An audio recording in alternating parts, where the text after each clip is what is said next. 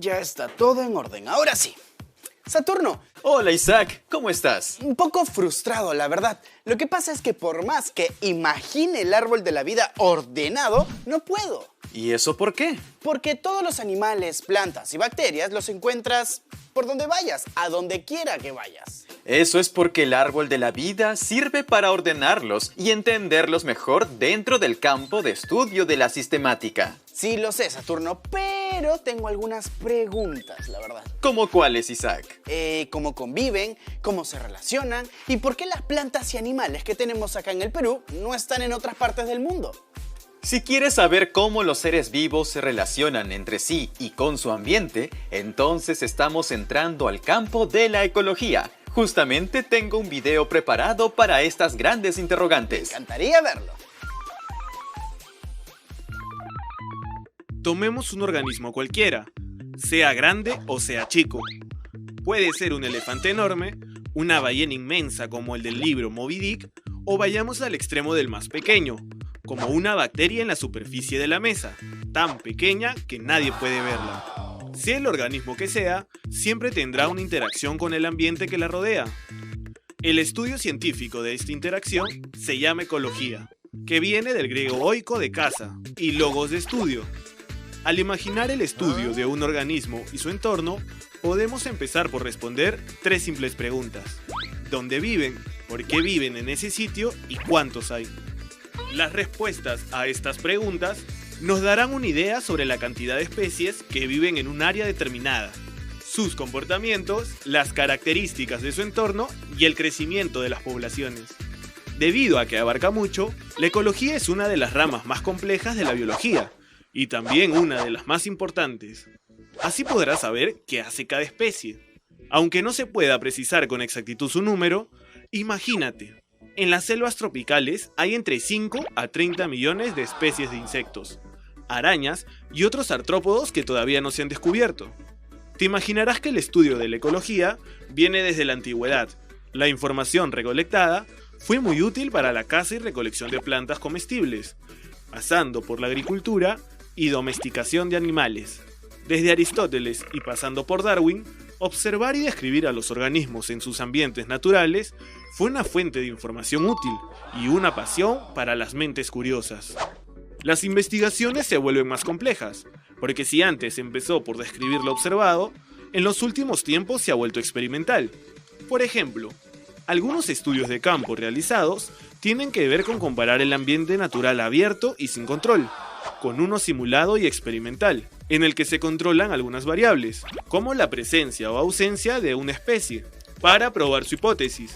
Diseñar experimentos en esta área no es nada fácil, y ha sido una fuente de innovación por parte de los ecólogos, que han sabido desarrollar una gran fortaleza en la estadística, utilizar sus observaciones para formular modelos predictivos y apoyarse en software para facilitar la recolección y procesamiento de datos, como sistemas de información geográfica, dibujo técnico y análisis de ciclos de vida. Te preguntaste, ¿cómo se saca la huella de carbono que quieren reducir las empresas? Es probable que haya un ecólogo o ingeniero ambiental detrás del cálculo usando estas herramientas. Mucha de esta acción ocurre dentro de las estaciones biológicas, que son infraestructuras diseñadas para darle facilidades al investigador, algo así como su centro natural de operaciones, y están ubicadas dentro de un área natural protegida, una reserva nacional o santuario.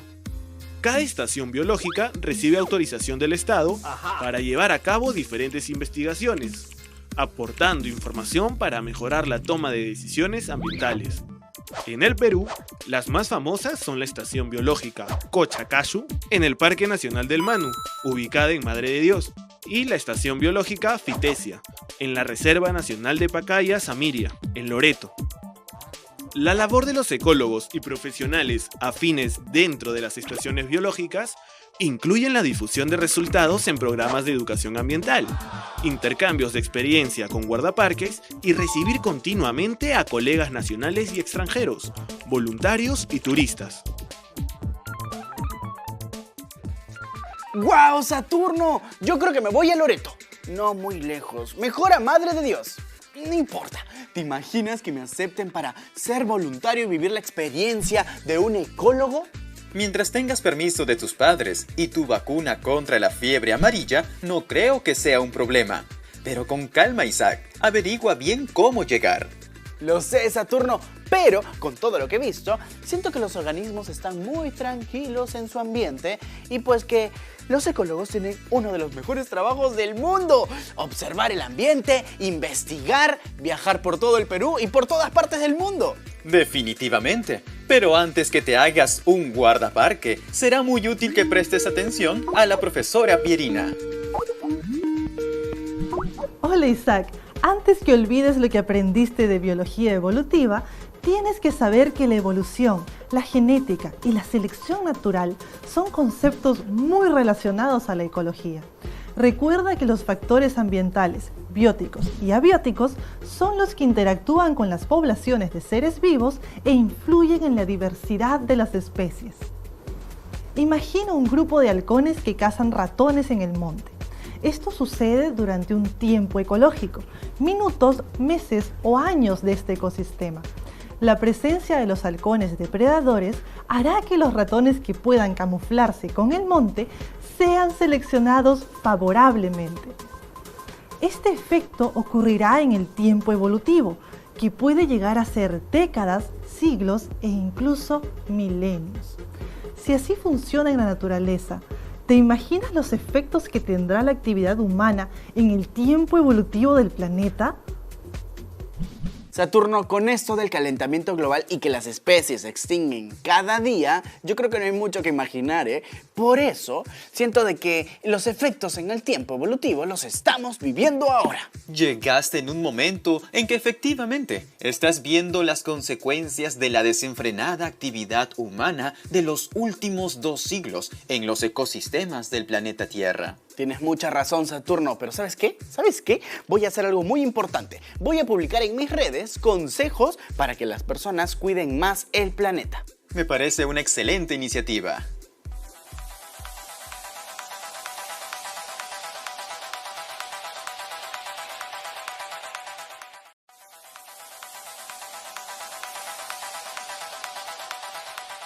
Saturno, este programa me ha inspirado demasiado. Como todos los programas que ya hemos visto anteriormente, Isaac. No, de manera particular, ¿sabes? Y no me cabe duda de nada. Voy a ser ecologista para estudiar a los seres vivos y su ambiente.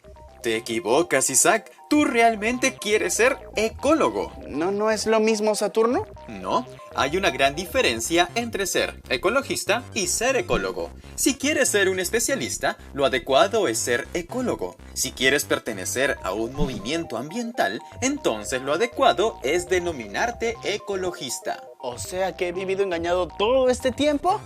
Bueno, no importa. Corrección. Voy a ser ecólogo y voy a solucionar todos los problemas de este siglo. ¿Me ayudas, Saturno? Por supuesto. Y para formarte con más conocimientos, mejor veamos el siguiente video. Igual que un rompecabezas, la ecología puede dividirse en varios campos de estudio, que van desde la ecología de los organismos individuales más pequeños, que no pueden verse al ojo humano y se tiene que utilizar microscopios, hasta la dinámica de los ecosistemas en los inmensos paisajes, como esta vista de nuestro litoral. Aunque cada subcampo tiene ciertos términos y aspectos científicos específicos, los estudios ecológicos modernos tienden a cruzar los límites entre estas áreas separadas, como un rompecabezas. Pongamos acá la ecología de organismos y comencemos a subdividirla. Y aquí tenemos la ecología fisiológica, ecología evolutiva y ecología conductual. Todo lo mencionado sirve para estudiar la conducta, fisiología y estructura de los animales, frente a los grandes desafíos que representa el medio ambiente. Cuando varios individuos de la misma especie se unen en un conjunto y viven en un área geográfica determinada, puede tener la definición de población. Por tal motivo, la ecología poblacional solo se dedica a los factores que afectan la cantidad de individuos de una determinada especie, sean eucaliptos, hormigas, sapos, algarrobos o quien sea, mientras vivan en un área concreta. Mientras la comunidad abarca mucho más, porque está compuesta por todos los organismos de muchas especies diferentes que habitan un área determinada, la ecología de comunidad estudia cómo las especies interactúan. Muchos no conviven como buenos vecinos, por eso es necesario determinar la depredación, la competencia y la enfermedad entre ellos. Y no solo eso, también factores abióticos que podrían modificar la estructura y organización de la comunidad. En un lago, un árbol o debajo de una piedra se puede albergar una gran comunidad. Eso quiere decir que un ecosistema alberga varias comunidades distintas, junto con factores abióticos. En la ecología del ecosistema se pone énfasis en el flujo de energía y en el reciclado de sustancias químicas, entre los variados componentes bióticos y abióticos. Esto nos lleva a la ecología del paisaje, que se ocupa de un conjunto de ecosistemas y la manera en que están organizados en una región geográfica. Al ecosistema global se le conoce como biosfera. Eso quiere decir la suma de todos los ecosistemas del planeta. Esta área de ecología engloba la porción de la Tierra habitada por seres vivos, comenzando por la atmósfera y bajando hasta rocas subacuáticas de 3 kilómetros bajo el nivel del mar. La biogeografía proporciona un buen punto de partida para comprender los límites de la distribución geográfica de las especies. Por eso Darwin, Wallace y otros naturistas delimitaron regiones biogeográficas. De esa manera identificaron patrones de distribución. Y aquí la pregunta: ¿cómo un organismo decide dónde vivir? Hace tiempo los ecologistas reconocieron patrones globales y regionales en la distribución de los organismos dentro de la biosfera. Por ejemplo, los canguros viven en Australia, pero no en el Perú. Y no pongas como ejemplo el Parque de las Leyendas, que es un hábitat artificial. Siguiendo este diagrama, es más fácil para el ecólogo darse cuenta de qué factores delimitan la distribución de una especie. Isaac, ¿te animas a averiguar qué factores limitan tu distribución? Por ejemplo, ¿dónde te gustaría vivir? Bueno, yo vivo con mis padres, pero me gustaría vivir con mi abuela. Ella tiene una casa muy bonita. Entonces, veamos por qué no vives en la casa de tu abuela. Primera pregunta: ¿es físicamente posible vivir en la casa de tu abuela? ¿Es un lugar habitable? Sí, yo creo que sí. La verdad tiene varios cuartos. Entonces, no es un área inaccesible o no te tomaría muchísimo tiempo llegar. Vamos con la segunda pregunta. ¿Tú puedes moverte libremente por la ciudad y llegar a la casa de tu abuela? Claro que sí, está demasiado cerca de mi casa. Bien, entonces no tienes una selección por un ambiente específico. Vamos con la tercera. ¿Hay otras especies o seres vivos que te impidan ir a la casa de tu abuela? Absolutamente no. De hecho, ella no tiene mosquitos en su casa. En mi casa sí. Excelente. Entonces no hay depredadores o algún vector de enfermedades. Última pregunta. ¿Hay algún factor abiótico que te impida ir? Abiótico. Yo creo que de hecho sí. La casa de mi abuela está un poco lejos de mi colegio y me demoraría una eternidad en llegar. ¡Felicidades, Isaac! Encontraste el factor limitante de tu distribución. Por más bonito que suene vivir en casa de tu abuela, lo más probable es que todavía continúes en la casa de tus padres. ¿Y eso qué fue, Saturno? ¿Ecología urbana? Exactamente, Isaac. Ecología urbana. ¿Te la sabes? Fue una bióloga marina y también conservacionista de nacionalidad estadounidense.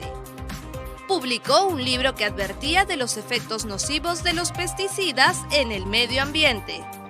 Contribuyó a que la conciencia ambiental moderna se pusiera en marcha.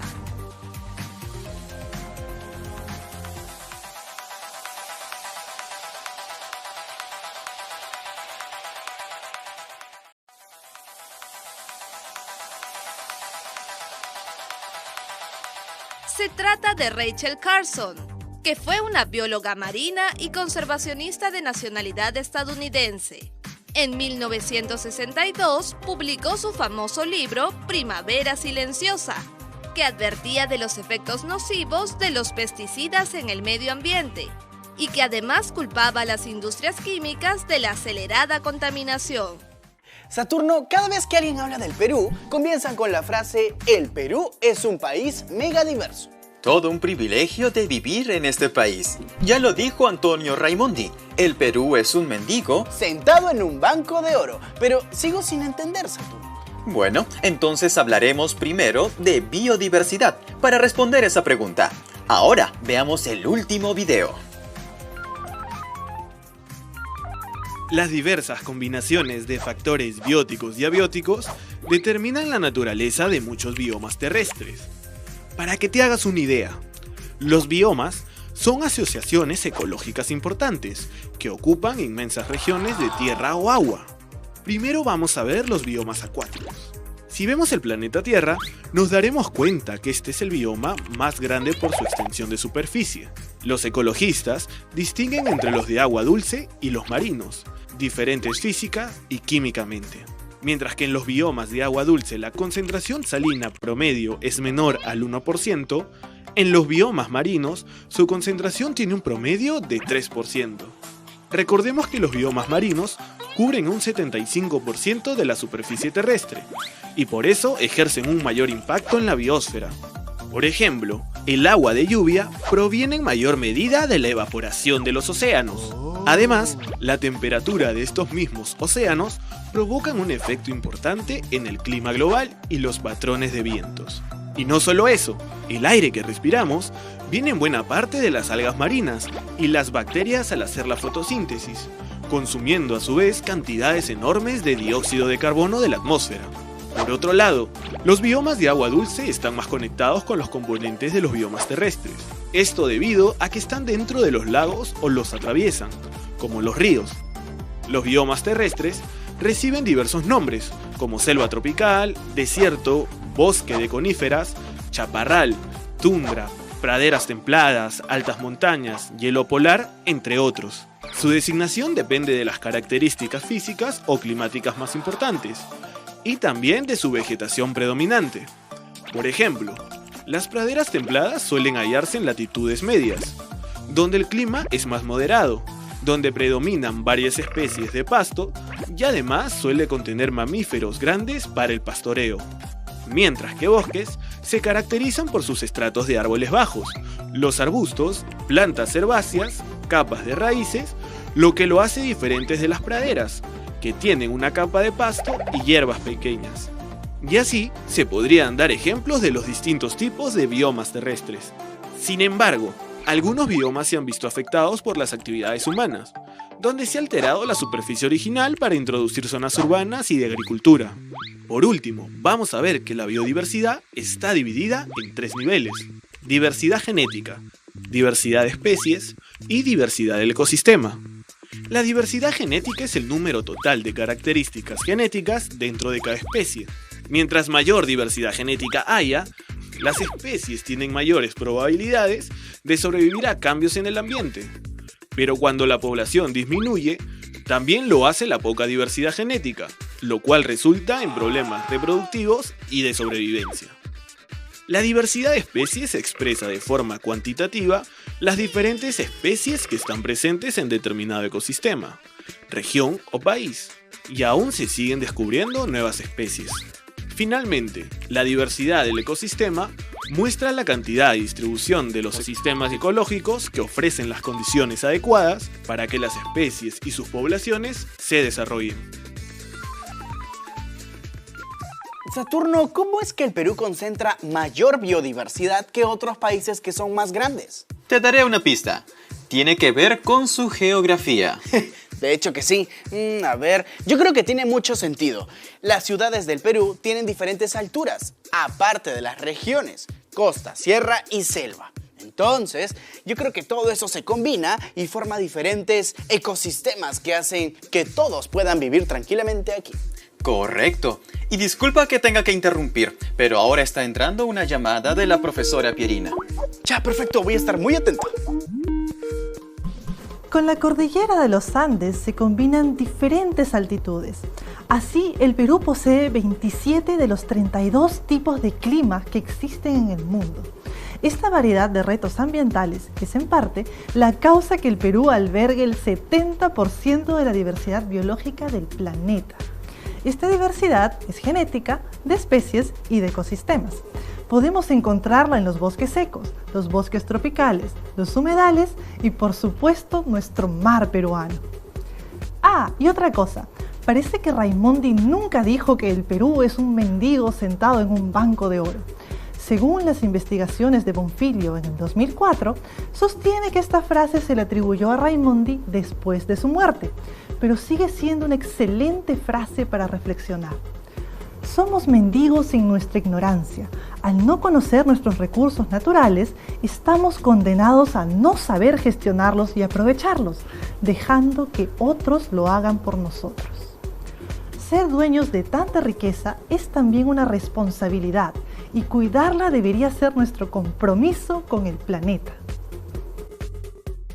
Resumiendo, la ecología es una rama de la biología muy compleja y también una de las más importantes para poder saber qué hace cada especie, aunque no se pueda precisar con exactitud su número. El ambiente donde vive un organismo está rodeado de elementos bióticos, o sea, con vida, que pueden ser sus semejantes, organismos diferentes e incluso competencias.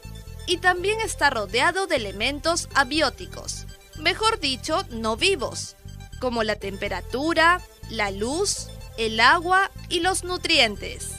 La influencia de todos estos elementos, tanto vivos como no vivos, son determinantes en un organismo. La ecología puede dividirse en varios campos de estudio que van desde la ecología de los organismos individuales más pequeños y puede llegar a la dinámica de los ecosistemas y los inmensos paisajes como las montañas inmensas. A la suma de todos los ecosistemas del planeta se le conoce como biosfera. Esta área de la ecología engloba la porción de la Tierra habitada por seres vivos, comenzando por la atmósfera y bajando hasta las rocas subacuáticas de 3 kilómetros bajo el nivel del mar. Las diversas combinaciones de factores bióticos y abióticos determinan la naturaleza de muchos biomas terrestres. Distinguen entre los biomas de agua dulce y los marinos, diferente física y químicamente. Mientras que los biomas terrestres reciben diversos nombres, como selva tropical, bosque de coníferas, chaparral, tundra, praderas templadas, altas montañas, hielo polar, entre otros. Su designación depende de las características físicas o climáticas más importantes y de su vegetación predominante. Saturno, muchísimas gracias por la información. Me va a servir bastante para mi futura carrera como ecólogo. Isaac, tú siempre te paras cambiando de carrera. Decídete de una vez. Decidirme, yo ya estoy más que decidido. Está bien, ahora esperemos que esta sea la definitiva. Claro que sí. Por cierto, te voy a hacer caso y voy a entrar a la página del Ministerio del Ambiente para investigar un poquito más. Aquí estaré para ayudarte en lo que necesites.